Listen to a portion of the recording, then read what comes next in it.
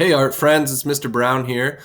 This is my video submission for the week of April 27th, and this video is for my third grade, fourth grade, and fifth grade audiences at McNamara.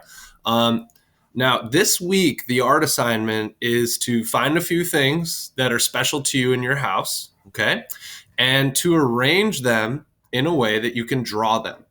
We're combining two different ideas here with art. One, we're learning a little bit about what it is to be a curator. A curator is a person who works in a museum, and usually they are in charge with organizing artwork and displays and how things look in a museum. So, since I don't want you to take all of your fragile and important things in your house and rearrange all of them, I just wanted to kind of throw that in there so you could learn a little bit more about what it is to run a museum and what people are called that work inside of a museum. This week, I just picked three things from my house that are handmade that I love that I am going to draw and create a still life out of. A still life is just something that you create that stays still and that you can draw. And a still life is used all the time in drawing artwork from observation. And all that means is that I'm looking at something, I'm observing it, and I'm drawing it. Okay?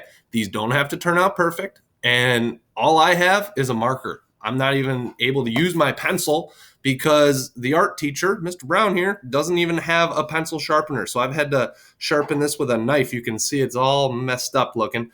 And do not try that at home, please, my friends. That's just a recipe for someone getting hurt, and I don't want that. So if all else fails, just draw with something you're not comfortable drawing with. It's okay. All right. Now, I'm going to flip my computer around because all I have is my webcam to film with right now, so you can see what I'm drawing. All of these things were handcrafted, even the silly little llama that I'm about to show you. So here are my things this week. So I have my little handmade llama here. This is made out of clay and it holds a little candle. I got this at a craft store in Rochester a few months ago, and I just really loved this guy and how he was making his stuff. And it's all made out of clay, and it's really cool. This is a very special piece of pottery that was made for me by one of my old pottery professors and instructors. He taught me a lot about how I make things out of clay. Believe it or not, this clock here is also handmade, and it's about 100 years old, and it was just recently refinished and resurfaced to work again properly. But the face and all the elements inside the clock are about 100 years old. It's really interesting. So I'm going to leave this stuff just like this, okay? And now I'm going to flip my computer back around, and I'm just going to show you how I would get started on this artwork, okay? So I'm going to tilt this down, all right? And I'm just going to do the best I can, right? So I can't really see anywhere that the table drops off, right? So I'm just going to start drawing kind of like in like a really sketchy kind of quality, especially if you're starting with a pencil. I'm going to start drawing that little llama candle. And I start my drawings like this. I used to have my art teachers tell me they didn't really like this kind of like sketchy line quality that I used to have, but I start all of my drawings like this. It just helps me map out my shapes, right? And I've been practicing drawing for a long time now, friends. And trust me, I didn't always love drawing either. It sometimes really frustrated me, but the more you practice it, the better you get. And it's just plain and simple as that. I got the big neck here of my little llama, and I'm going to describe the nose as more of just like a little circle. Come off the end here, make my little llama ears. There's one, there's the other, and then it comes back down into the head and then back in, and the little wick of the candle, right? You can do the details at first, you can do them later, doesn't matter. Okay, but there's my little llama, and it's not perfect. One of the biggest skills in drawing is just allowing yourself to make mistakes, to be imperfect. Yes, I said imperfect, not perfect. Okay?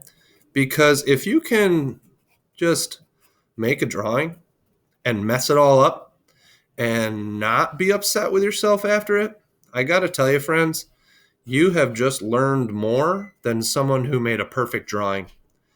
Okay? Because you just learned the ability to have some self-control over your emotions.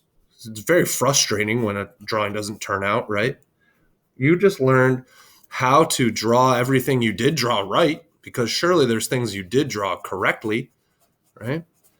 And you learned maybe some textures, some details, and you learned how to just have fun. And that's really what art is about. No one ever starts making art because it's not fun.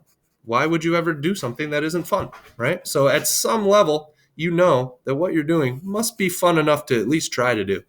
Now, we're doing some overlapping here, and this is why this is a third, fourth, and fifth grade project, because this stuff isn't easy. And my drawing isn't perfect, and I'm the art teacher, right? That's okay. And I don't even think my whole drawing is going to fit on the paper, and that is okay too.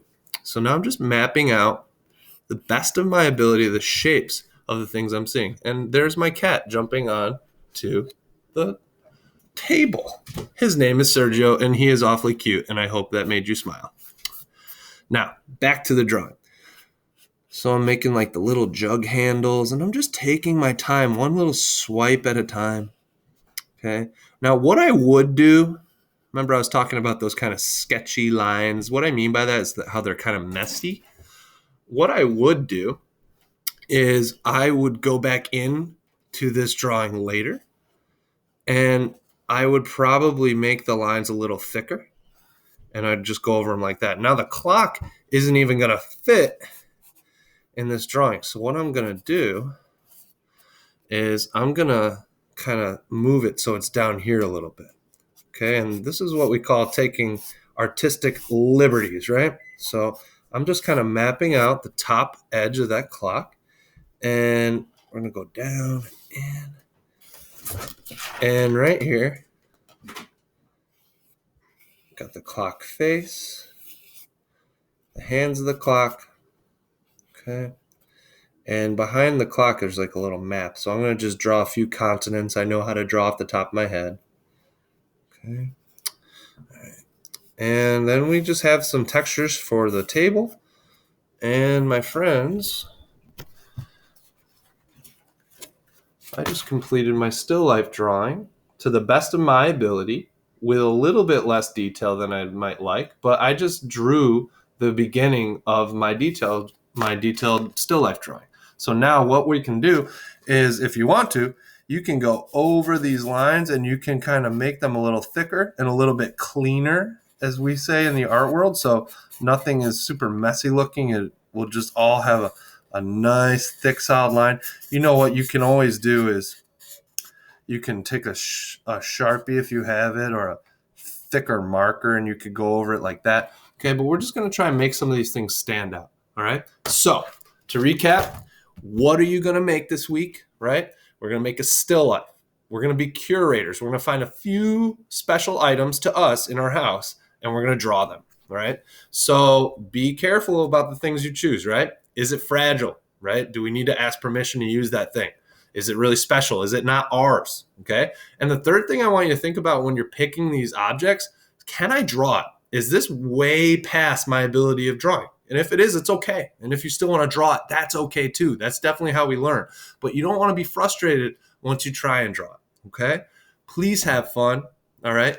And please stay healthy. Keep washing those hands. Don't forget the world is kind of crazy right now, but we can make it a better place by doing our part, staying home, washing hands, and having fun while we do it. Okay. All right, everybody. Have an awesome week. Happy creating. And thank you for joining me.